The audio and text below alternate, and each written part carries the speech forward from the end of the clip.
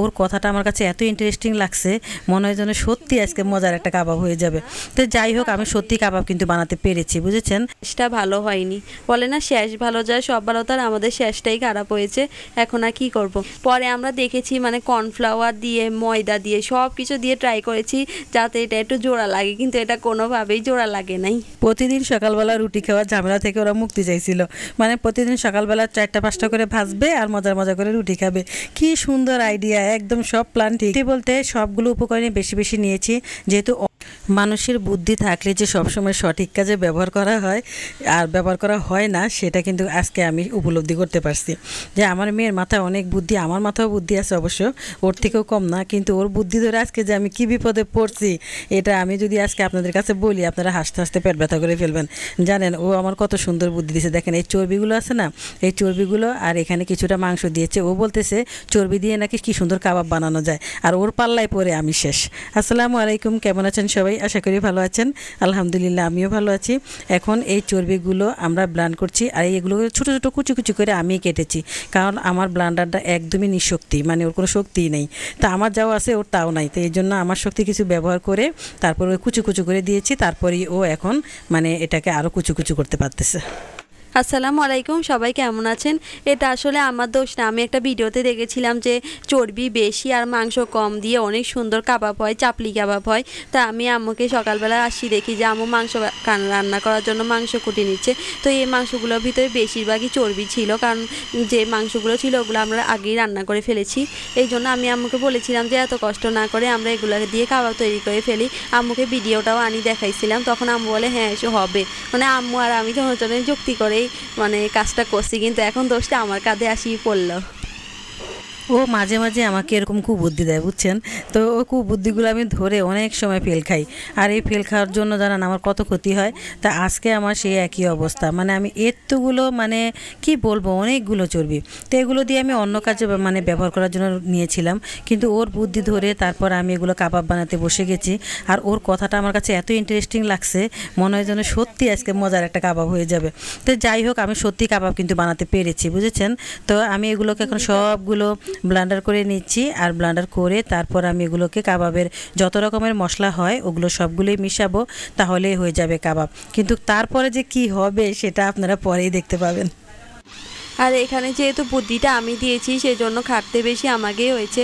এখানে আম্মু রান্না ছিল, এই জন্য আম্মু 2বার মাত্র ব্লেন্ডার করে তারপর চলে গেছে, আর বাকি সববার ব্লেন্ডার করে এগুলোকে মানে আমার কিমা করতে হয়েছে। আমি তখন বুঝতে পেরেছি মানে জীবনে একটা শিক্ষা নিয়েছি যে আর জীবনে কোনো দিন কাউকে ভালো বুদ্ধি দিতে যাব না, তাইলে এটা উল্টা অ্যাকশন হয়ে আমার কাঁধেই আসি পড়বে, মানে আমারই ভেজাল করতে হয়। তো এই দেখেন এগুলো সুন্দরভাবে কিমা হয়েছে, কিন্তু কেন যে শেষে দিয়ে এরকম হলো বুঝতে পারলাম না। একদম উনি যে এরকমভাবে বলেছিল ঠিক সেই রকমই হচ্ছে, কিন্তু শেষটা ভালো হয়নি।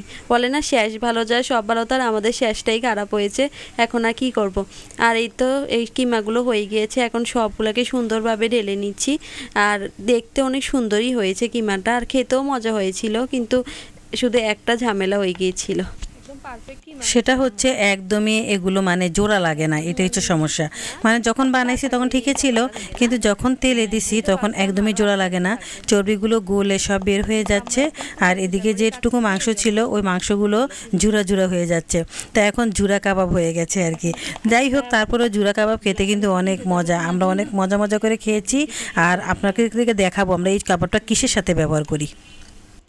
আম্মু তখন দেখেছে যে মানে আমি আম্মুকে প্রথমে বলেছিলাম যে আম্মু তুমি একটু তেল অল্প করে দিয়ে তারপর ট্রাই করো। আম্মু বলে যে না হবে হবে। আম্মুর নিজের উপরে এত বেশি আত্মবিশ্বাস ছিল যে অনেকগুলা তেল আম্মু ঢেলে সবগুলা তেল অপচয় করছে একদম মানে সবগুলা তেলের মধ্যে গলে গলে পড়ে গিয়েছে। তখন আমি আম্মুকে বলছিলাম যে আমি আগেই বলছিলাম, কিন্তু শেষমেশ দোষটা আমার কাঁধেই আসি পড়ছে। আর আমরা এত বেশি কনফিডেন্ট ছিলাম যে আমাদের কাবাব হবেই, মানে আমরা অনেক বেশি আত্মবিশ্বাসী হওয়ার এই পরিণতি হয়েছে আর কি। পরে আমরা দেখেছি মানে কর্নফ্লাওয়ার দিয়ে ময়দা দিয়ে সব কিছু দিয়ে ট্রাই করেছি যাতে এটা একটু জোড়া লাগে, কিন্তু এটা কোনোভাবেই জোড়া লাগে নাই। আসলে চাপড়ি কাবাব বানাতে গিয়ে আমি অনেকবার ফিল করেছি, মানে সব সময় চাপড়ি কাবাবটা আমার হতেই চায় না, কেন যেন হতে চায় না সেটাই বুঝি না। তো যাই হোক, এখানে আমার আরেকটু ভুলও ছিল, যেমন ধরেন আমি একটু বেশি তেল দিয়ে ফেলেছি। পরবর্তীতে আমি অন্য একটা ভিডিও আবার দেখেছিলাম, ওই ভিডিওটা দেখে আমার অনেক পছন্দ হয়েছে। ঠিক আমার মতো এভাবেই চর্বি নিয়েছিল, এভাবে একটু অল্প মাংস নিয়েছিল, আর তারপর কি সুন্দর ওরাও চাপড়ি কাবাব বানিয়েছিল। তা আমি অবশ্য ওই জিনিসটা যদি ট্রাই করতাম, মানে ওনার মতো করে বানাতাম তাহলে হতো, কিন্তু আমি যার ভিডিও দেখে বানিয়েছি তারটা মনে কর আমার মতো তারটা মানে তারটা আর আমারটা এক না। সে হয়তো বা অন্য কিছু মিলিয়েছে, আর না হয় সে ডাল ডাল জাতীয় কোনো কিছু মনে হয় আবার দিয়েছে, এরকম কিছু একটা হবে। তো যাই হোক, এখন আমি যেটা দেখিনি কি আর করা, তো এখন আমি এটা তো বানিয়ে ফেলেছি, তবে পরবর্তীতে কখনো যখন আবার চর্বি হয় তখন কিন্তু আমি ওই লোকটারটাই বানাবো। মানে উনি ছেলে মানুষ ছিলেন, শেফ ছিলেন, তাই উনারটা সুন্দর মতোই হয়েছে। আমরা এখানে আমাদের কাবাব নিয়ে এতটাই খুশি ছিলাম যে আমরা ফ্রিজে যত আমাদের চর্বিযুক্ত মাংস ছিল সবগুলোই নিয়ে নিয়েছি। আর আম্মু এখানে 2 ঘন্টা ভরে এই সবগুলো মাংসকে ছোট ছোট করে কুচি কুচি করে নিয়েছে, কারণ আম্মু তো প্রথমেই বলেছে আমাদের ব্লান্ডারটা ছোট মাংস ছাড়া কিমা বানাতে চায় না, মানে এটা তো চপার, এই জন্য। তো আমরা এই সবগুলা কষ্ট করে তৈরি করেছি। আর এখানে অনেকগুলা কিমা নিয়েছি, আমরা ভেবেছি যে একদম সারা বছরের জন্য কাবাব ফ্রোজেন করে রাখি দিব। আর আমাদের সাথে এটা কি ঘটে গেল শেষ পর্যন্ত। এই তো এখানে আমি বেশি করে মরিচও নিয়ে নিচ্ছে। আমরা কিন্তু এখনও জানতাম না যে আমাদের কাবাব নষ্ট হয়ে যাবে। এখন আমরা সুন্দর করে মরিচ পেঁয়াজ সব কিছু জবার করে নিয়েছি, একদম পারফেক্ট। আমাদের যে কাবাব মশলা ছিল ওটার পুরা প্যাকেটও আমরা ডালিয়ে দিয়েছি, যেহেতু অনেকগুলা কাবাব বানাইতে হবে যাতে মজা হয়। প্রতিদিন সকালবেলা রুটি খাওয়ার ঝামেলা থেকে ওরা মুক্তি চাইছিল, মানে প্রতিদিন সকালবেলা 4টা-5টা করে ভাজবে আর মজার মজা করে রুটি খাবে। কি সুন্দর আইডিয়া, একদম সব প্ল্যান ঠিক, কিন্তু এখনও জানতাম না যে আমাদের প্ল্যানটা বেচতে যাবে। তারপর যখন হলো না তখন যে কত মনে কষ্ট পেয়েছি জানেন। কিন্তু যে কাবাবগুলো বানিয়েছি এগুলো কিন্তু খেতে অনেক মজা হয়েছে। আমার ফ্রিজে এখন মাত্র 5-6টা আছে, বেশি নেই, সব শেষ হয়ে গেছে। বিশ্বাস করবেন না, মানে এত মজা হয়েছে। তো যাই হোক, এখন পেঁয়াজটাও আমি এভাবে একদম চপারে চপ করে নেব। আর কাবাবের মধ্যে পেঁয়াজ দিলে কিন্তু সেটা ভালো করে চিপে পানি ফেলে দিতে হয়, তো আমি এখন চপ করে তারপর চিপে পানি ফেলে দেব। সত্যি বলতে সবগুলো উপকরণে বেশি বেশি নিয়েছি, যেহেতু অনেকগুলো করেছি, মানে ফ্রিজে আর একটা চর্বিও রাখিনি। ভালোই করেছি একদিকে, কারণ চর্বিগুলো কমপ্লিট মানে শেষ। আর এগুলো থাকলে জানেন না, পরবর্তীতে এগুলো নষ্ট হয়ে যায় আর খাওয়া হয় না, ফেলে দিতে হয়। আর আমি ছাড়া ঘরের কেউই তেমন একটা চর্বি খায় না, কিন্তু এখন যে কাবাবটা বানিয়েছি না, এই জুরা কাবাব, এটা কিন্তু সবাই খায়। চাপলি কাবাব অনেক তেল দিয়ে ভাজতে হয়, কিন্তু এই কাবাবটা অল্প তেল দিয়ে ভাজলেই হবে। মানে অল্প একটু তেল দিয়ে তারপর কাবাবটা দিয়ে দিলে সুন্দর হয়ে যাবে।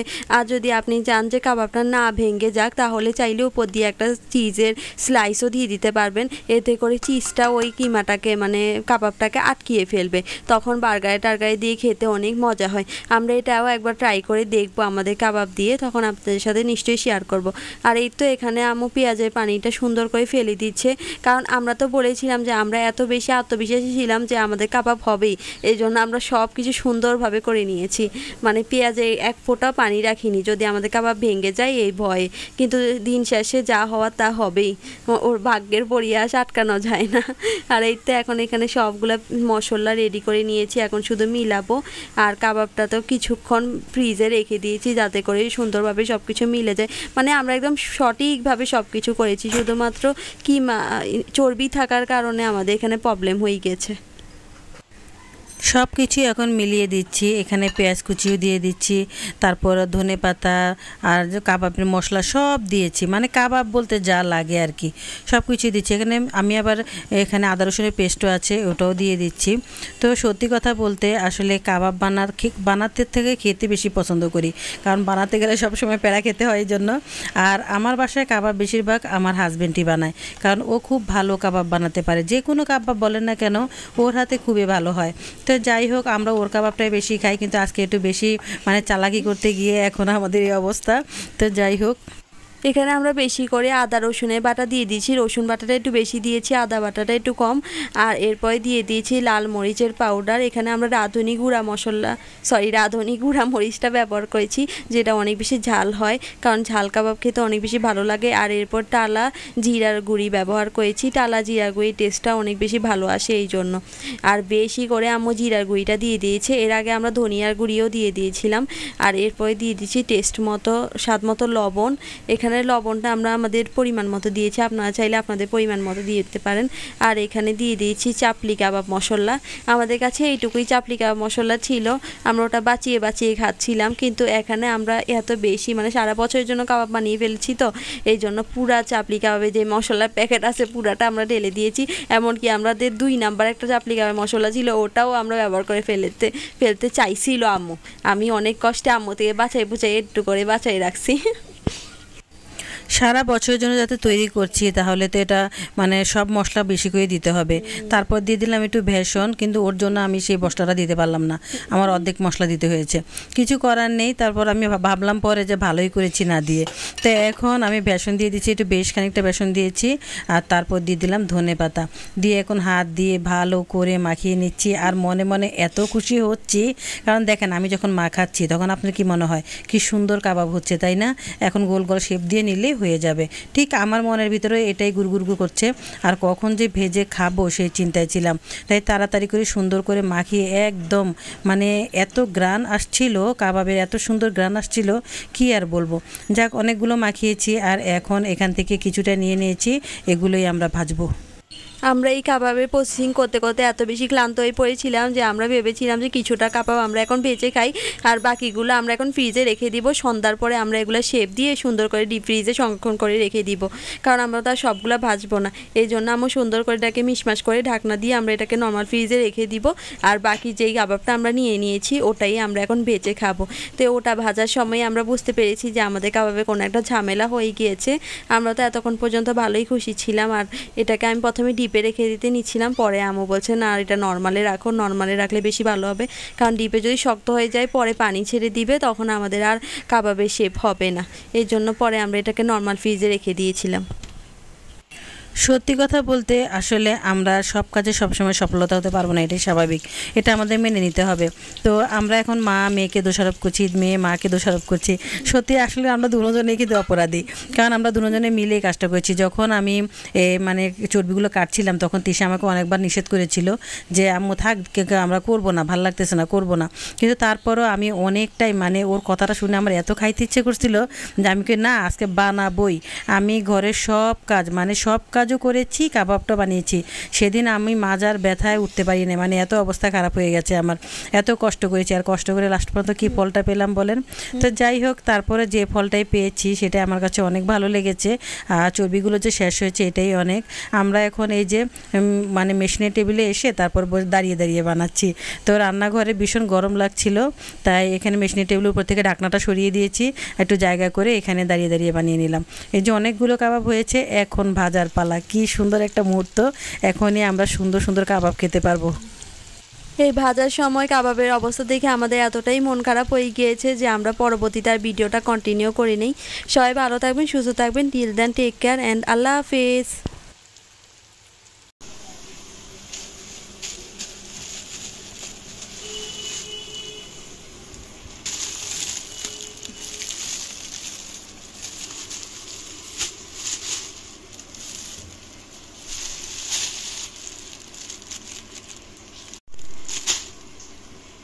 আম্মু তুমি আবার কাঁকরোল নিয়ে আইছো? হ্যাঁ, 3টা আনলা যে? না আমার দরকার নেই, এমনি জিজ্ঞেস করলাম 3টা আনলা যে। ও, আলু বেশি করে আনছো না? আলুর দাম কি এখন আগের মতোই বেশি?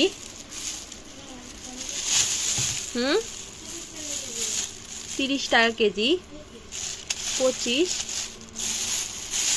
তাহলে তো সস্তাই।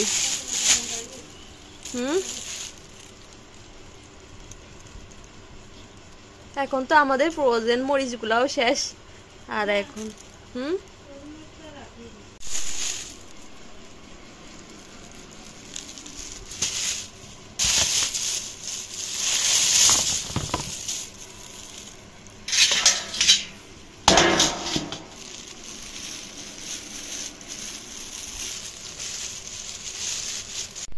আম্মু এখানে কাবাব বানানোর জন্য অনেকগুলা পেঁয়াজ নিয়ে আসছে, এখন এই পেঁয়াজগুলো এখানে রাখি দিচ্ছে। এতগুলা পেঁয়াজ নিয়ে আসলা যে আম্মু? কাবাব বানাতে অনেক পেঁয়াজ লাগে, আর তাছাড়া আমার এমনিতে পেঁয়াজের দাম কি এখন কম? কোনো কিছুরই দাম কম কম নাই রে বাবা, সব কিছু জানি আর কথা আমাদের খাইতে হয় না।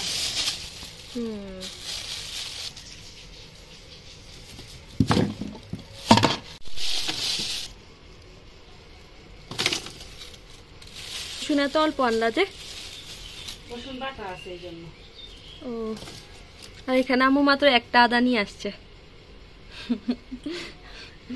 এই সবজিগুলা কি এভাবে ফ্রিজে রাখি দিব?